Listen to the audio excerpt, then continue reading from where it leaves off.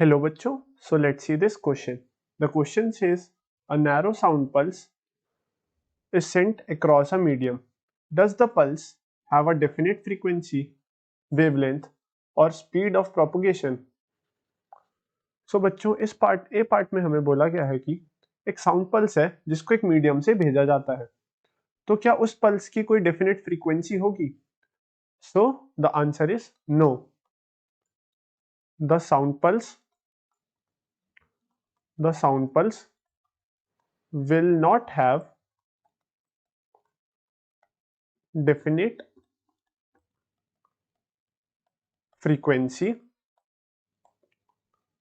and wavelength, because जब कोई sound pulse हमारी किसी मीडियम के क्रॉस से गुजरती है तो उसकी फ्रीक्वेंसी और वेवलेंथ में चेंज आता है. जो हमारी वेलोसिटी होती है ऑफ साउंड पल्स v, वो हमारी कांस्टेंट रहती है एंड हमारी डेफिनेट रहती है. बट हमारी जो साउंड पल्स होती है वो साउंड पल्स होती है, उसकी फ्रीक्वेंसी एंड उसकी वेवलेंथ डेफिनेट नहीं रहती.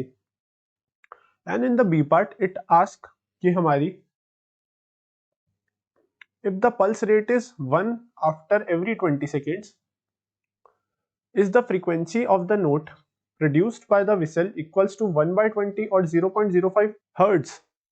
So देखिए बच्चों, हमारा बी पार्ट में बोलता है कि अब हमारी जो साउंड वेव है वो 1 आफ्टर एवरी 20 सेकेंड्स में उसकी अब जो पल्स रेट है वो 1 आफ्टर एवरी 20 सेकेंड्स है. तो क्या उस जो नोट प्रोड्यूस करेगा, क्या उसकी फ्रीक्वेंसी 1 by 20 या 0.05 हर्ट्ज होगी? सो इसका भी आंसर होगा नो, बिकॉज ये जो हमारी 1 by 20 या इसको हम अगर बोले 0.05 हर्ट्ज, ये हमारी फ्रीक्वेंसी होगी ऑफ द रिपीटिशन